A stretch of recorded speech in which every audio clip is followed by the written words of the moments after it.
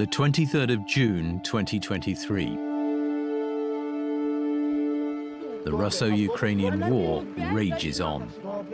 Soldiers on both sides continue to do battle by land, sea and air, with many paying the ultimate price.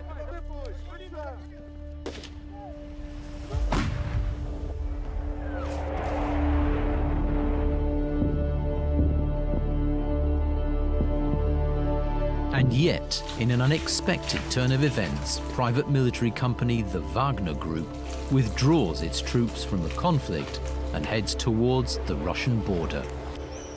Mercenary leader Yevgeny Prigozhin orders his men to seize Russia's southern city of Rostov-on-Don, the opening salvo of a mutiny against the Kremlin. Защитим и наш народ, и нашу государственность от любых угроз. Prigozhin's move sparks rumors of an armed rebellion across Russia. And in no time at all, the Wagner Group march on Moscow to face the most powerful man in Europe. What happens next could change the course of the world forever.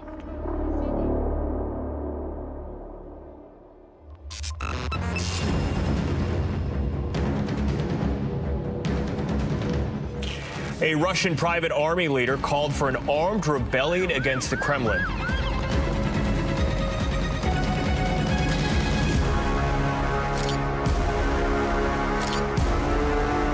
There's been a dramatic escalation in tensions between Russia's military and the Wagner mercenary group, raising fears it could lead to a civil war in Russia.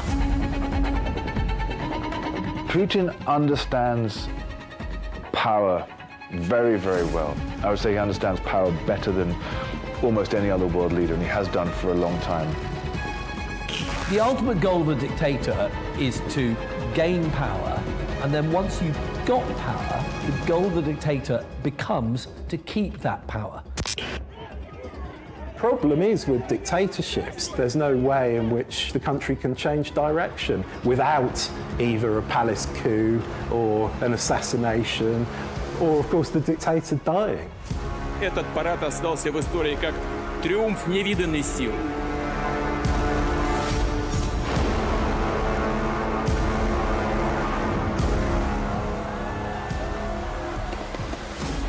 It's like a turf war among mafia bosses.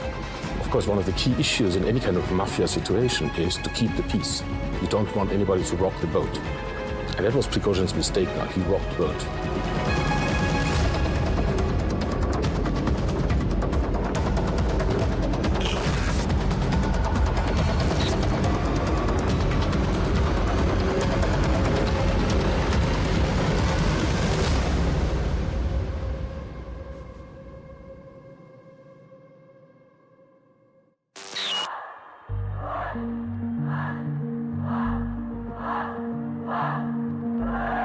Russia's political system of the last 100 years has always been focused on power.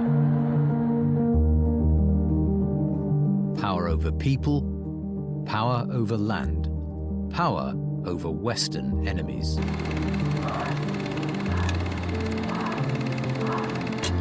For the majority of the 20th century, the Soviet Union stood as one of the two major global forces. The USSR's empire covered 11 of the world's time zones and extended more than 6,800 miles from east to west during the Cold War years.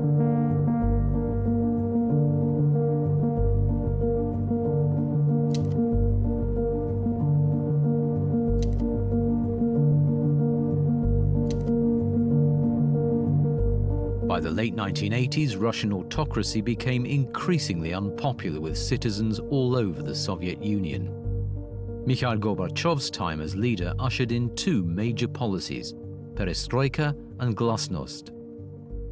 Perestroika allowed the Soviet people to vote in democratic elections and also encouraged more economic freedom.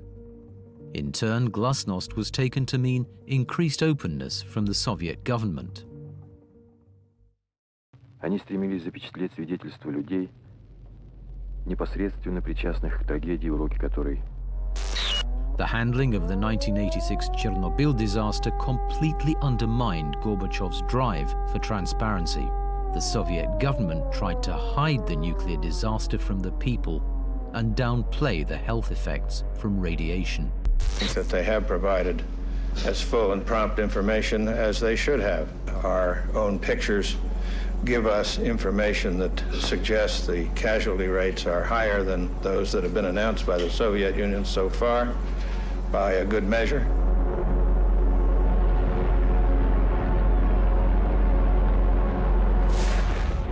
The disaster exposed the government's deep levels of corruption. Citizens in Soviet states could no longer ignore the callousness of their leaders. As a matter of fact, we know next to nothing about what had happened.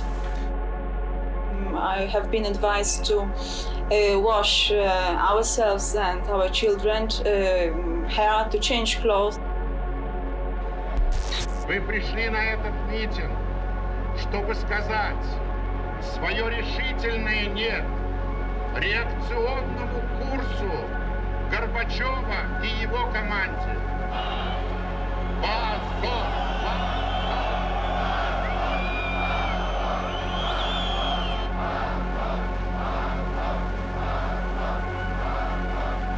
In the years which followed, growing anti-communist sentiment unleashed a mass protest movement against the authorities. Political revolution in Poland sparked other Eastern European states to rise up against their oppressors.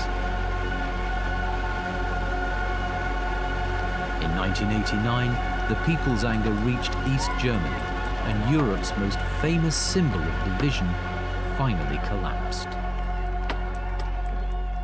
East German troops took control of the key section of the Berlin Wall at the Brandenburg Gate early this morning. They stopped the party, but any hopes they had of stopping the West Berliners destroying the wall were soon dashed. As dozens of young men pulled on a rope and chains, the chant went up, Mauer weg, down with the wall. The reply was swift. This is the wall the East Germans themselves built, and they don't like to see it broken down from the west. Water cannon were drawn up, but the West Berliners were determined. I think the people here in Western Germany live with the wall since 1961, and I think now it's time to break the wall down, you know. The wall was crumbling, the sledgehammers in the hands of men not born when it went up. From the wall and from behind it, the East Germans tried to stop the tide.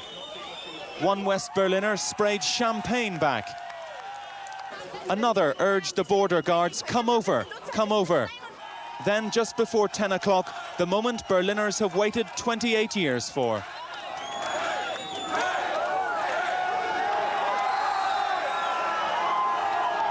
Even the East Germans seemed exhilarated, a symbolic breach in the structure that separated millions and claimed hundreds of lives. West German riot police stopped the crowd surging onto communist soil, but by then they'd made their point. The East Germans closed the wall, but the whole section at the Brandenburg Gate had cracked and the momentum had begun.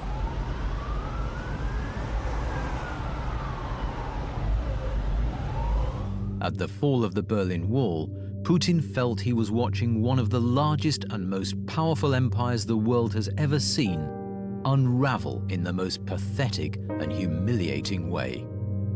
The Soviet Union as a whole dissolved by 1991, and Russia quickly found itself losing relevance.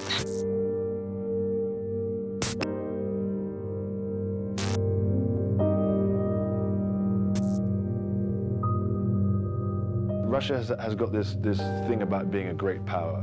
This dates back to, to the end of the Cold War, and it's quite hard, I think, for lots of people in the West to understand how humiliating that loss for Russia was. And ever since then, I think he has feared the people who beat him, and he has wanted to get back some sense of Russian pride.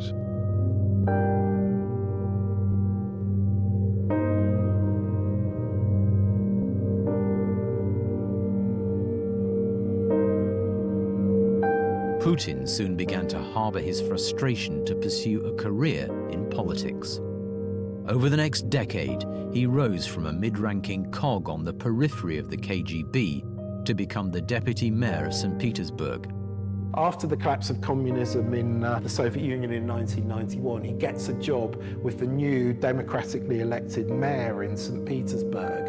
And really, the speculation is that the reason that Sobchak gives him a job is that he wants somebody who has KGB connections as his kind of tough guy, as his guy who can actually be the link person with the security services and the link person with organised crime. He basically becomes his bag carrier, but what he's doing is he's forging connections by people, you know, in industry, in politics, you know, all around St. Petersburg. Putin is the indispensable grey man. You know, he's not, you know, making speeches. He's not being a politician. He's simply being a functionary. He's being a bureaucrat.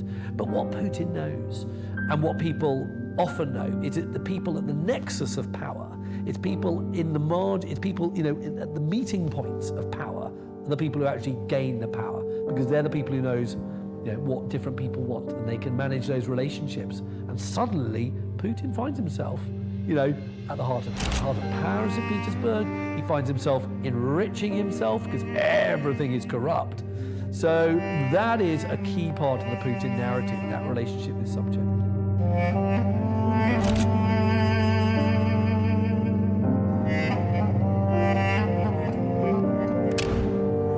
In 1996, Putin's call to Moscow finally came. President Boris Yeltsin made Putin his deputy chief of presidential staff, and then, 2 years later, the director of the FSB, the successor security organization to the KGB.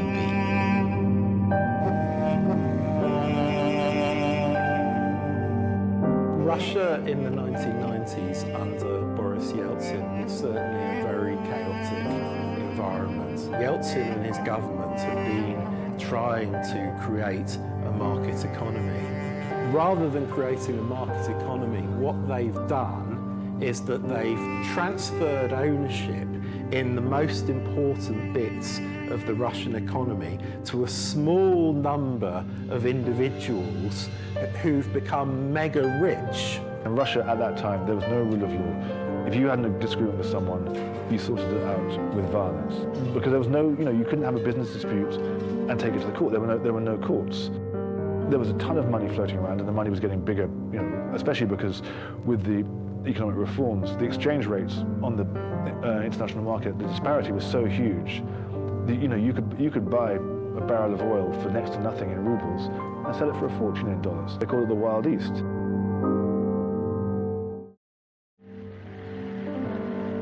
The memories of that time really die hard for lots of Russians, and actually for a lot of Russians, given them the choice between authoritarianism and the anarchy of the Yeltsin years, they'll take authoritarianism. They'll say, you know, we don't want that anymore. You know, freedom is a pretty nebulous concept when there's anarchy around.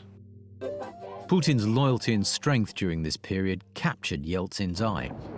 The president appointed Putin Prime Minister of the Russian Federation in August 1999, and later announced that he wanted to see him as his successor.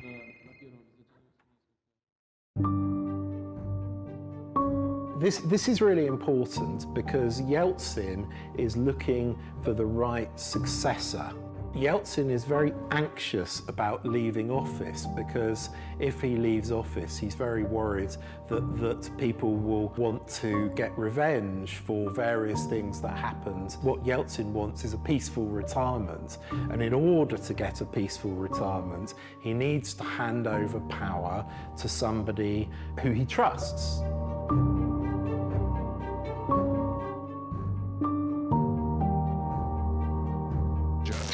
As of now, Putin's rating is 0.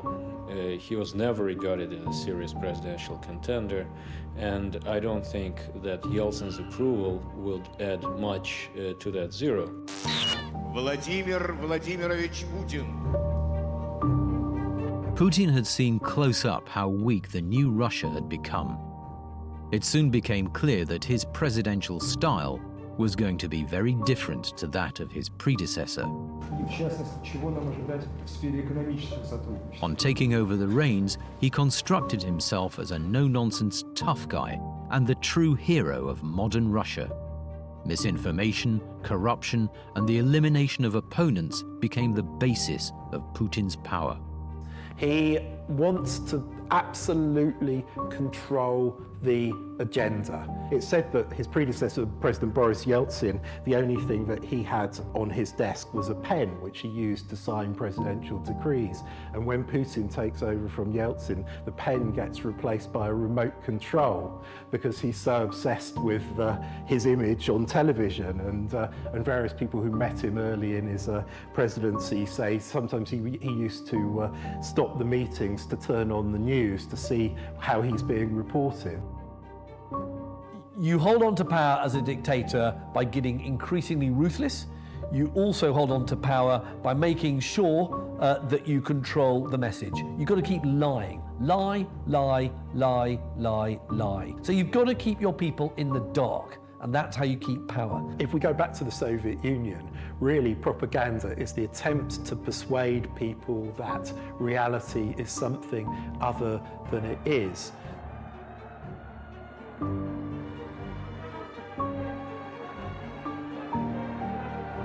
Soviet propaganda was constantly saying how life is much better in the Soviet Union, how people are starving in the outside world, the West is corrupt and there's no truth to it, but say it enough and force people to repeat it. But Putin-era propaganda is very different. It's no longer trying to convince people of an ideology. It's no longer trying to convince people that communism is the best kind of system. Actually, Putinist propaganda isn't trying to convince people of anything. It's just trying to confuse. What Putin wants is for people not to know what's real. Vladimir Putin's intentions to restore Russia's greatness have not faltered. His thirst for control goes hand in hand with his desire for Russian influence to spread far and wide. The president remains intent on not letting history repeat itself.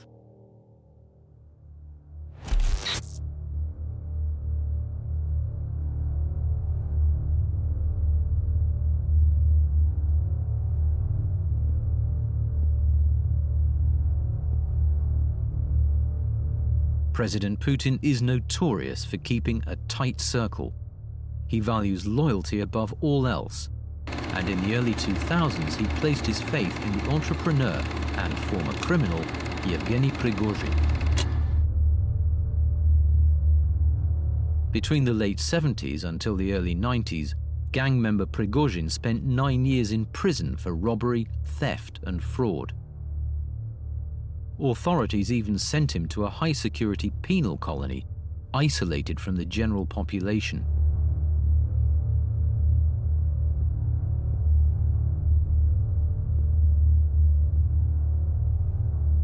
The Supreme Court of the Soviet Union released him early for corrective behavior. But years later, he would use his thuggish past to convince prisoners to join the Wagner Group. Upon his release, Prigozhin followed the entrepreneurial spirit of the 1990s and opened grocery, restaurant and gambling businesses. He gained the status of oligarch over the next decade and quickly reached high places, often seeking the ears of the influential politicians and the wealthy. In the early 2000s, he personally served food to Vladimir Putin, French President Jacques Chirac, and even George W. Bush. With these events, Prigozhin grew closer and closer to the Russian leader. He became known as Putin's chef. Prigozhin used profits from his catering business to found the Internet Research Agency, a Russian company which engaged in online propaganda and influence operations, including the setup of troll accounts across major social media platforms. The West even accused the agency of interfering in the 2016 US elections. I've never said I'm a perfect person, nor pretended to be someone that I'm not. We will double our growth and have the strongest economy anywhere in the world.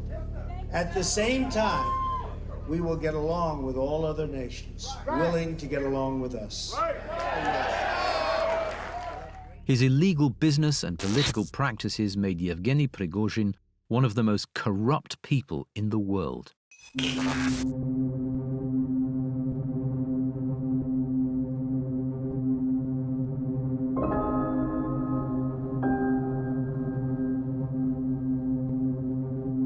Our three countries stand shoulder to shoulder against Russia's barbaric invasion. We're standing up for democracy, against authoritarianism, and standing with Ukraine.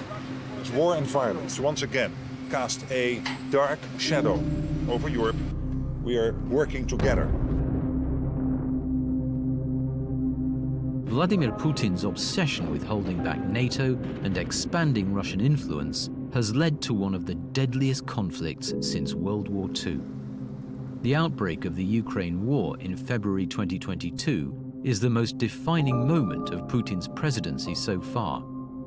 His problem with NATO is that he thinks that NATO is an aggressive power, and whereas NATO regards itself as a defensive power. And so, this is why he has this sort of fundamental issue with former Soviet republics turning to NATO, turning to the West, because he sees it as the world against him.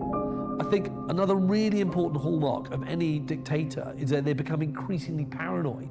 They think the world's against them, and then they act in that way, and then of course ultimately the world then does have to turn against them.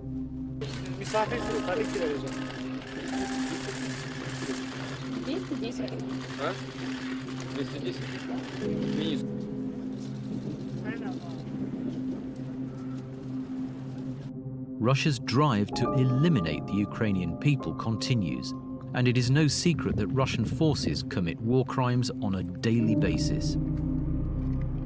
The longer the war in Ukraine goes on, the more it's going to get like Chechnya, the more cities in Ukraine are going to look like Aleppo in Syria, i.e. no longer existent. I mean, this is the thing, no one really knows why now. As in, he could have done it at any time in the last 8 years. The invasion of Crimea and Donbass in 2014. I mean, this is the thing, that the conflict has been going on in Ukraine for years now. As to why he's done it now, I mean, he did it obviously in the winter because it's technically easier to go over frozen ground than it would be in the summer, although not that you necessarily know it by the losses the Russian army have taken. There's lots of speculation about the state of his health, about his own personal reasons for doing it. Again, no one really knows, and it's very tempting for people to look at pictures of his puffy face and go, oh, he must be, have terminal cancer or whatever.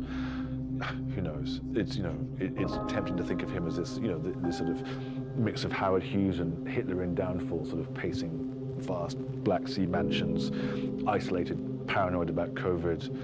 I think it's all of a piece with his worldview. Putin defines as success strength, anything that's revealed him to be strong, anything that's made his opponent look weak. So, when he goes into these other countries and they do nothing, like going to Crimea in 2014 and stealing that off Ukraine, that was a huge success. He's a gambler, he's reckless. He's like a person who drives through a red light at 100 miles an hour, and if he hasn't had a crash, he says that's been a successful maneuver. Well, most people regard that as not a particularly successful thing to have done. You've always killed yourself and other people doing it, but, that's fine for him. Evidence suggests that the Wagner Group has been used as a proxy by the Russian government, allowing it to hide the true casualties of Russia's foreign interventions and deny any wrongdoings.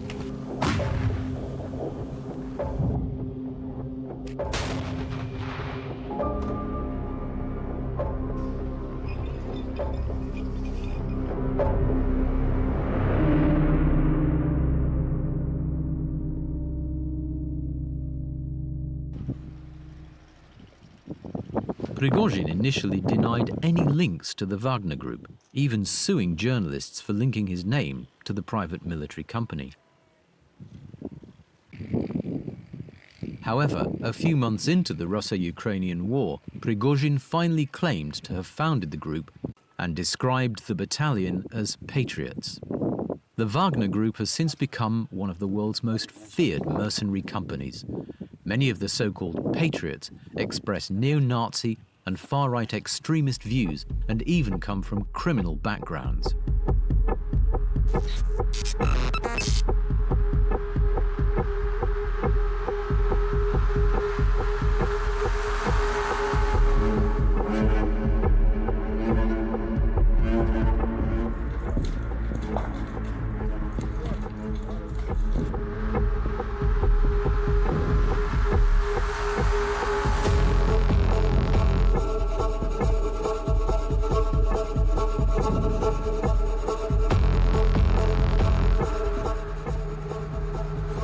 Is that his brother?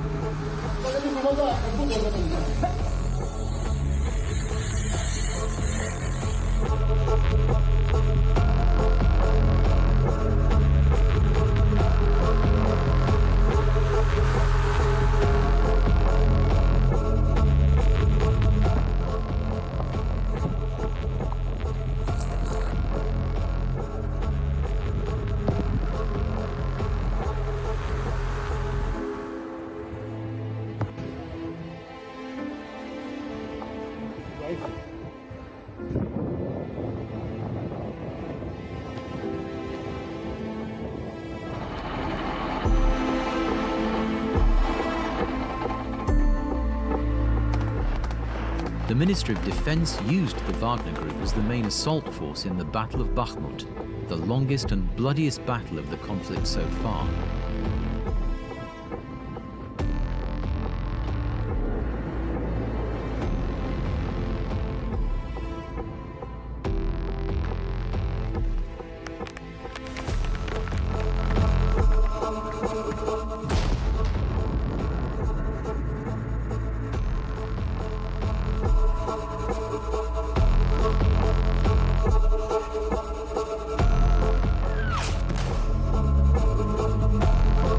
The Ukrainian government and the West have accused the Wagner operatives of some of the most violent war crimes, including murder, torture, and robbery of civilians.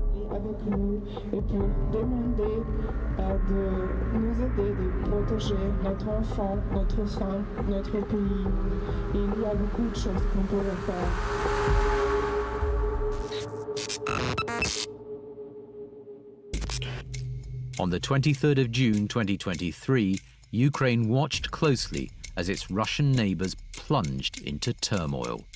Security is being heightened in Moscow after the leader of a Russian parliamentary group has turned on his country's own defense ministry. The Wagner Group has been one of the most violent Russian forces fighting in Ukraine, but now its leader is accused of mutiny.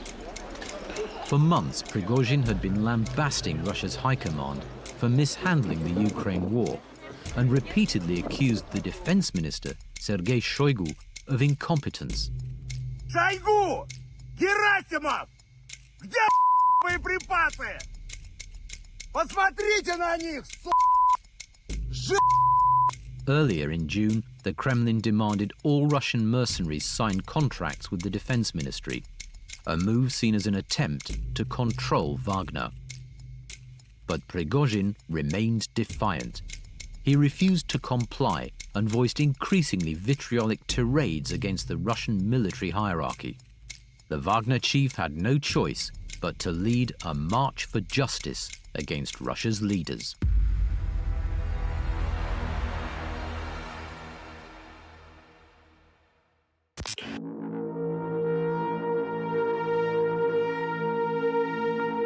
Реальная угроза для нашей государственности, для нас, как нации. Это удар по России, по нашему народу. И наши действия по защите Отечества от такой угрозы будут жесткими.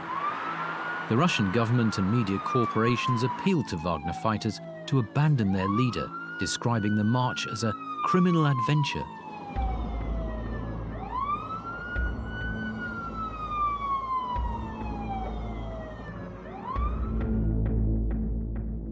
However, by the 24th of June, Prigozhin's 25,000-strong force had crossed the Russian border and captured the city of Rostov-on-Don without firing a single shot.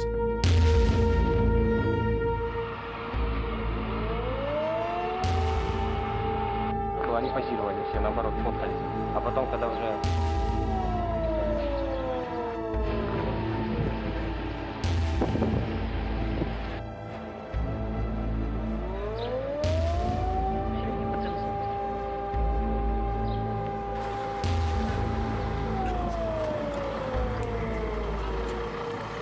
This is the first direct, serious challenge to Putin's authority in 24 years of being president. First of all, Prigozhin is no knight in shining armor. He is a thug, to put it lightly, and frankly a killer.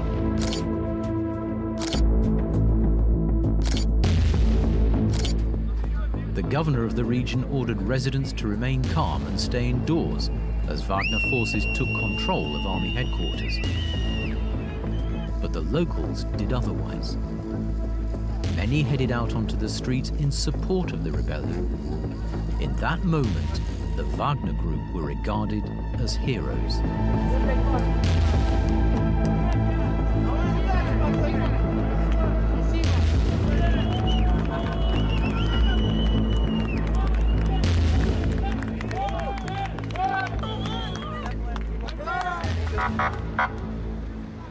За поддержку, молодежь!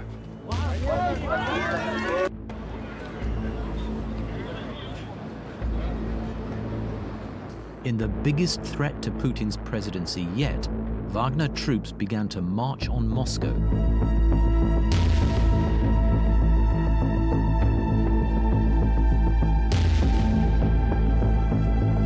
The Ministry of Defense heightened security on the streets, and military helicopters opened fire on rebel mercenaries already more than halfway to the capital.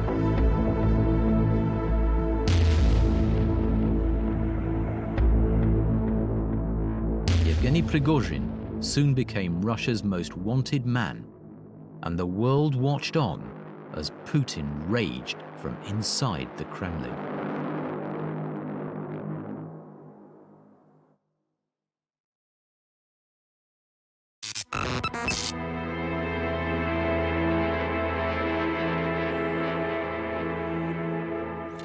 A Russian private army leader called for an armed rebellion against the Kremlin, but he is now telling the troops to stand down. Vladimir Putin does not give in easily. He is known for having a tight grip on his country and his people.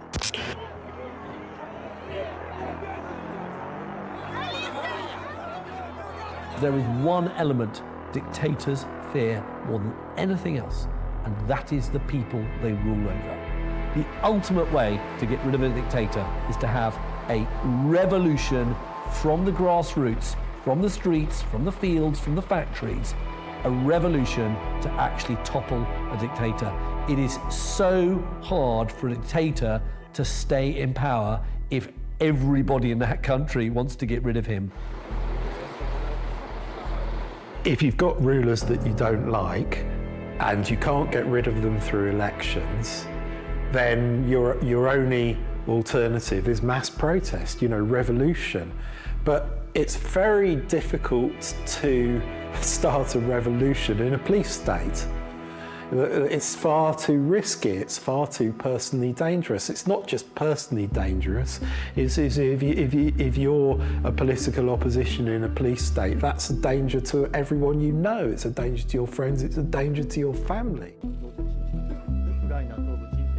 The world's most notorious dictator slipped out of the trap once again, employing Belarusian President Alexander Lukashenko to negotiate with the Wagner chief and offer security guarantees.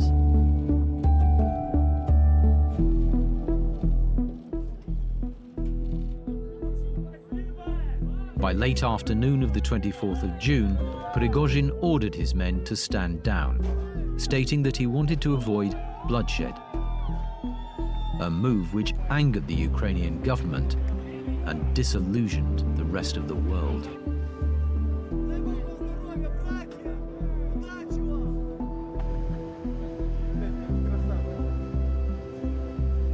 It's like a turf war among mafia bosses. Of course, one of the key issues in any kind of mafia situation is to keep the peace. You don't want anybody to rock the boat. And that was Prigozhin's mistake now. He rocked the boat. And that got the whole thing unsettled. And this is where we are now. And this is where the situation at the moment, while we are sitting here, while the news are going on somewhere else, is actually very volatile. Because we don't know whose loyalty falls where. Putin's chef had abandoned the fight. But would he slip into the shadows quietly?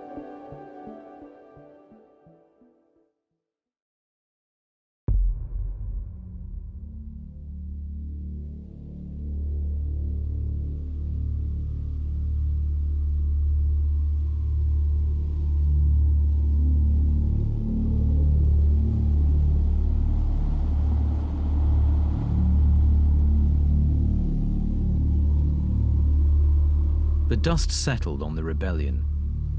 The Kremlin announced that Prigozhin would be extradited to Belarus with the word of Putin that he would not face charges for treason.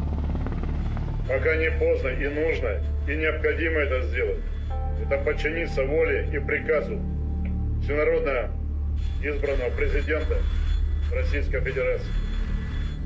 Остановить колонны, вернуть их в пункты постоянной дислокации и района сосредоточения. However, after Prigozhin left Rostov-on-Don, many people could not track his whereabouts. His location became unknown. Prigozhin's patriots returned to base. The Kremlin forced the mercenaries to sign contracts with the Ministry of Defense, finally absorbing the troops into the Russian military. The Wagner Group's power had well and truly been stamped out.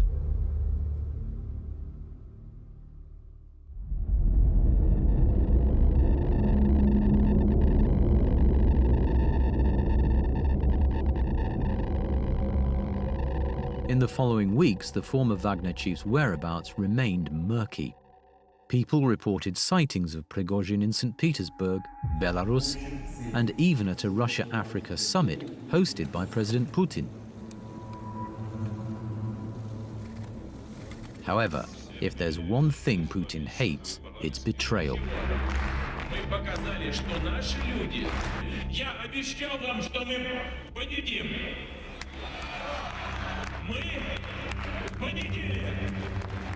He keeps his inner circle tight and creates an atmosphere of fear to ensure his followers stay loyal. Rumors swirled worldwide that the Russian president had ordered Prigozhin's execution, a fate which many traitors have faced before. There's no doubt that it's very hard to protest anymore, on the streets of any Russian town or city. The police are very heavy-handed. We see even elderly people being, forcibly detained, bundled into the backs of vans. We get people being beaten up. Of course, political opponents and those who've been against Putin have been murdered or had attempts against them. You look at Navalny, one of the most sort of celebrated opponents of Putin, poisoned, almost killed. So violence is a key part of Putin, wielding political control. Over the last 20 years, a spate of unusual killings have taken place in Russia and the UK. Journalist and Putin critic Anna Politkovskaya was found dead in the elevator of her Moscow apartment block on the 7th of October 2006. 5 men were eventually sentenced for the killing, but whispers of the Kremlin's involvement spread far and wide. Again, call upon the Russian government to bring justice to those responsible for ordering, planning, and executing Ms. Politkovskaya's murder. Like many other journalists reporting on the North Caucasus over the past 2 decades, Ms. Politkovskaya was killed in retaliation for her efforts to uncover corruption and violation of human rights. Her death became known as the murder that killed the free press in Putin's Russia.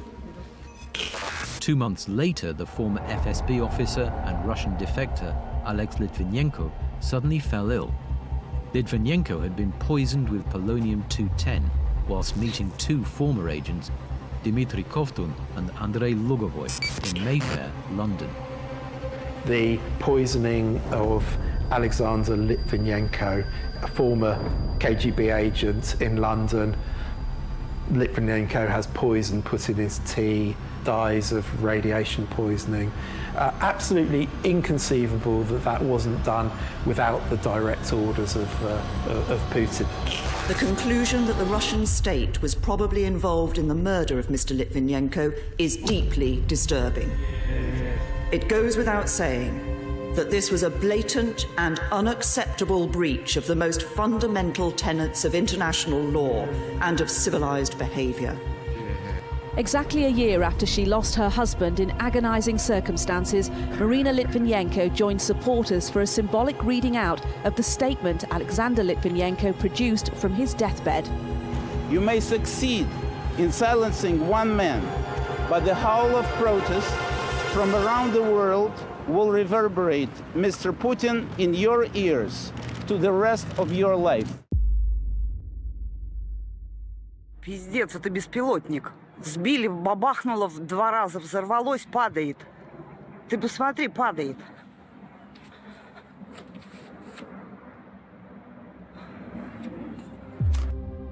Yevgeny Prigozhin has died after a business jet he was on crashed about 100 miles northwest of Moscow. The events of Yevgeny Prigozhin's death made front-page news across the world. 7 passengers and 3 crew were on the private jet flying from Moscow to St. Petersburg, including the Wagner military commander, Dmitry Utkin. Most likely will be presented as officially presented as a friendly fire incident, and or something like that. It will never be officially confirmed that Prigozhin or his airjet was specifically targeted. Of course not. But we know when Putin intends to send a message. Tabloids in Britain termed the death as Putin's revenge, and theories on the Wagner chief's demise started to spill out everywhere. The West mainly believes that Putin had Prigozhin and his associates killed. A preliminary US intelligence assessment concluded that an intentional explosion caused the plane crash. I'll say right up front, first of all, our initial assessment is that it's likely Prigozhin was killed. We're continuing to assess the situation. British security sources viewed the death as completely unsurprising and determined that the FSB most likely targeted the Wagner chief's plane. The Kremlin once again denied all involvement in the crash. Russian officials strongly refuted the West's theories about Putin ordering the execution and remained dismissive of criticism. The Wagner Group and its supporters continue to mourn their leader. Memorials have cropped up in cities and towns across Russia. Some believe their chief is still alive and plotting another rebellion. But for many others, Yevgeny Prigozhin has become a martyr.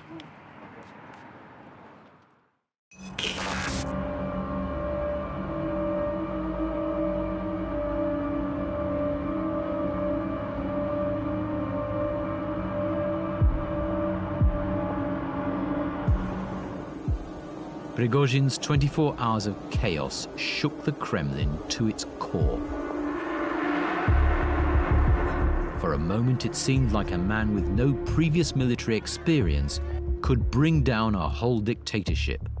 A fact Putin is surely embarrassed about. Putin's Achilles heel is his own ambition. I think he's overreached himself. I think that he is attempting now to do things that actually he doesn't have the manpower or material or ultimately the support to do it. I think that's his problem. He's been in power for too long. That paranoiac, narcissistic mentality is now completely in control of him. He's no longer got that perspective that he needs. Prigozhin's subsequent death has exposed to the world that corruption and violence are still rife in Russian politics.